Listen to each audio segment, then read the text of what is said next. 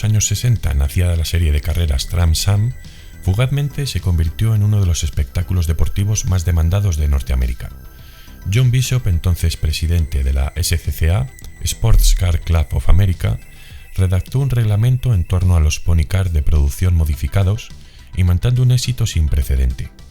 Con la categoría en plena ebullición mediática, a finales de los 60 se agregaban al calendario dos de los eventos de resistencia más célebres del país y también conocidos en todo el mundo, las 12 horas de Sebring y las 24 horas de Daytona.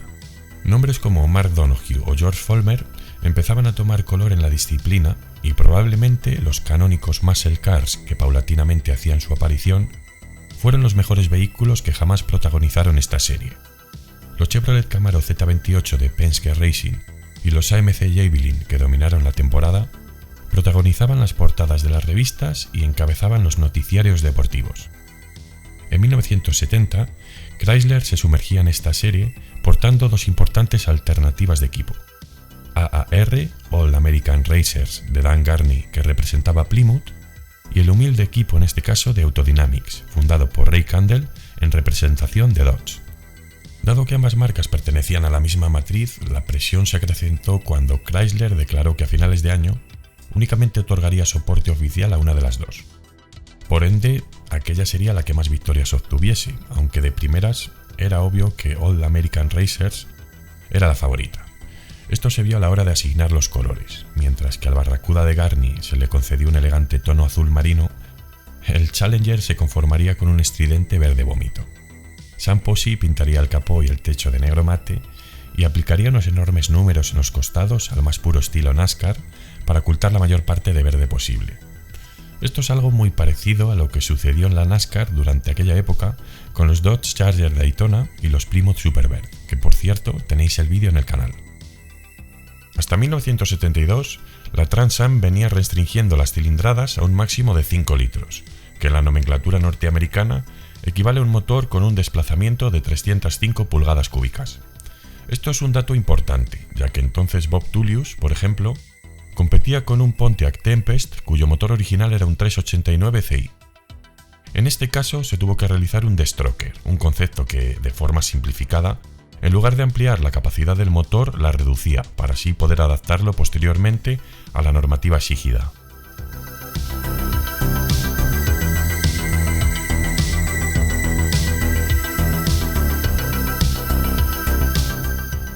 En principio se habían dispuesto hasta 3 chasis Dodge Challenger para la temporada 1970, aunque realmente solo se completaron 2 para la gestión de Autodynamics. Además, estos no fueron ensamblados en su sede principal ubicada en la costa este.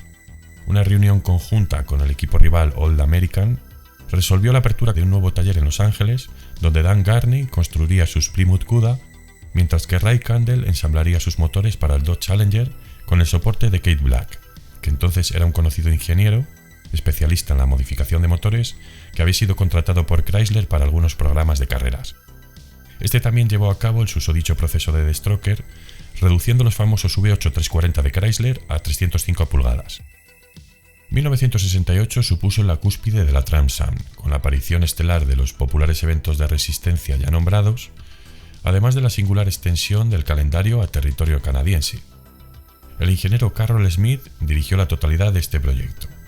Con una profusa experiencia que le avalaba, fue el autor de varios libros dedicados a la competición y a la preparación de coches, y estuvo al mando del equipo con el que Alan Moffat y su XB Ford Falcon GT Hardtop se proclamó campeón del Campeonato de Turismos Australiano de 1976 y del evento de resistencia de Bathurst, que en 1977 correría con Jackie Hicks de compañero.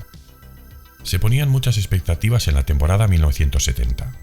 Chevrolet era el rival a batir, pero el escándalo llegaría cuando Penske anunciaba que abandonaba General Motors para comenzar a operar con el Javelin de American Motors tras firmar un acuerdo de $5 millones. Chevrolet apuntaría entonces hacia Jim Hall y se prepararon para afrontar la temporada bajo el estandarte de Chaparral. Pontiac fichó al campeón de la temporada 1967, Jerry Tyrrell, y Ford no renovaría con Selby, concentrando su presupuesto en el veterano gigante de la NASCAR, Bud Moore, el Mago.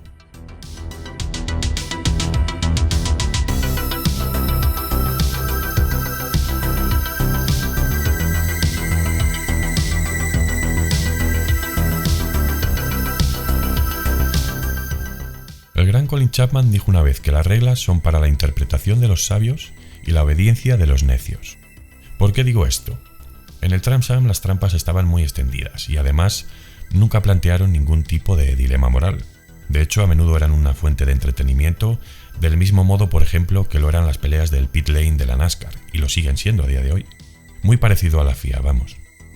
Entonces, la SCCA, conocedora de estas artimañas que se venían realizando, puso el foco en la Tram Sam y comenzó a inspeccionar todos los coches que terminaban en las 3 primeras posiciones de cada carrera. Como muchos coches estaban por debajo del peso mínimo, por no decir la mayoría, se recurrían a tácticas como sustituir rápidamente antes de la inspección los neumáticos originales por unos llenos de agua. George Follmer, concretamente, tenía también un casco de plomo que sustituía por el auténtico a la hora de la inspección. El personal del equipo bromeaba con que la cabeza de Follmer tenía un peso similar al casco de plomo. Eran tiempos gloriosos. Y luego estaban también los tanques de combustible secretos, que en muchas ocasiones estaban escondidos bajo el tablero de instrumentos y tenían una capacidad aproximada para completar 2 y hasta 3 vueltas más. Jack McCormack se postulaba como jefe de mecánicos, un integrante de lujo que posteriormente pasaría a construir vehículos para la Fórmula 5000. Con una experiencia desde los 17 años de edad, también mantenía una estrecha amistad con el piloto estrella del equipo, Sam Posey, tras haber trabajado juntos años atrás en la serie Can-Am. El gerente de esta aventura sería el ya mencionado Carroll Smith, que era un tipo bastante influyente y había estado trabajando, por ejemplo, con Carroll Shelby en el desarrollo del Ford GT40 nada menos. En algún momento de esta etapa, como ya he dicho anteriormente, Chrysler decidió unificar las labores de construcción de ambos equipos.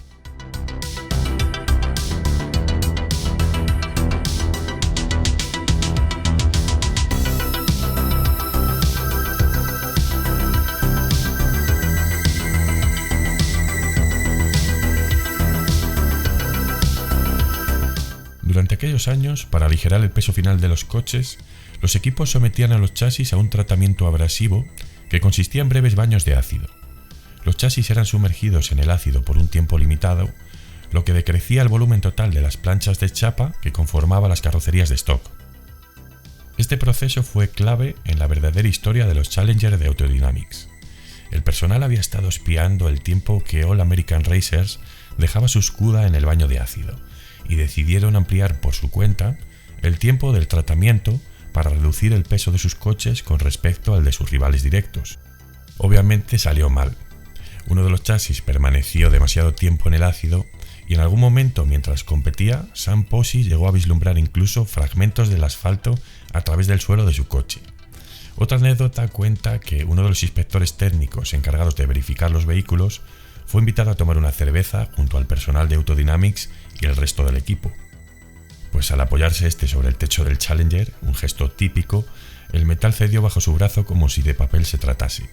Este incidente obligó al personal a cortar el techo a toda prisa para sustituirlo durante toda la noche por el de un nuevo Challenger que propiamente cedió un concesionario local de Dodge.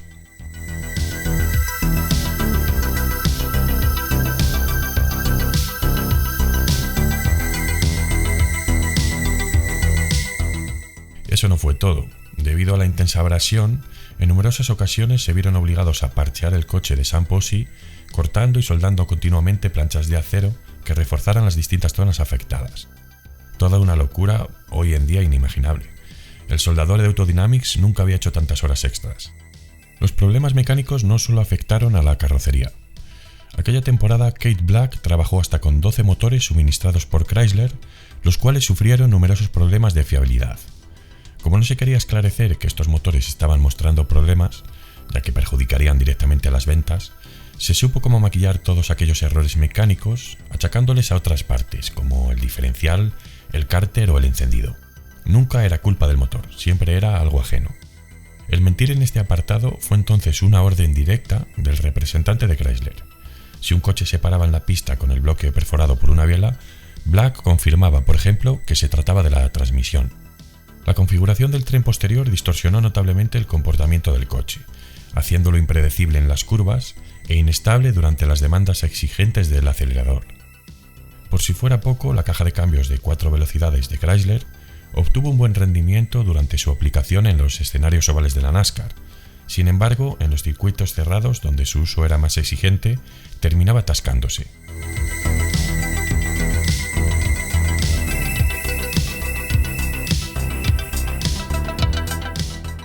Esta campaña se desarrolló en 11 carreras que duraban alrededor de 200 millas, lo que equivalía en tiempo a poco más de 2 horas.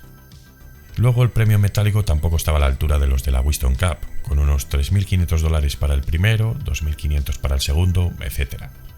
Básicamente fue una temporada inspirada y dedicada en exclusiva a la gloria de los fabricantes, si bien ni siquiera hubo una clasificación para el campeonato de pilotos.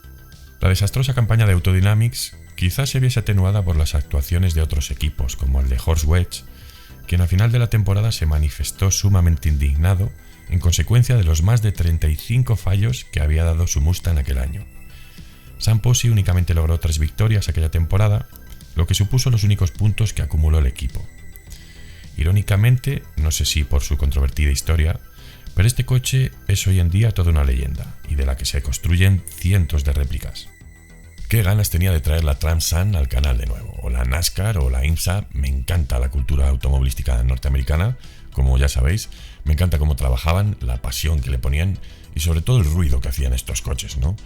Quiero agradecer también enormemente a la familia Gilman por cederme algunas de estas fantásticas imágenes filmadas por ellos en la época en Super 8, concretamente una cámara Canon 1014, y los autores fueron Ralph y Peg Gilman. Ahora Chris Gilman me las ha cedido para compartirlas con todos vosotros, además con una calidad estupenda para la época. Así que muy agradecido y gracias a estas personas que documentaban con tanta pasión y tanto mimo en la época, hoy podemos revivir lo sucedido entonces. Dejadme en los comentarios qué os parece esta historia, también poco conocida, pero he querido compartirla con todos vosotros ya que en su día estuve algún tiempo sumergido en ello y llegué incluso a escribir un artículo sobre esto.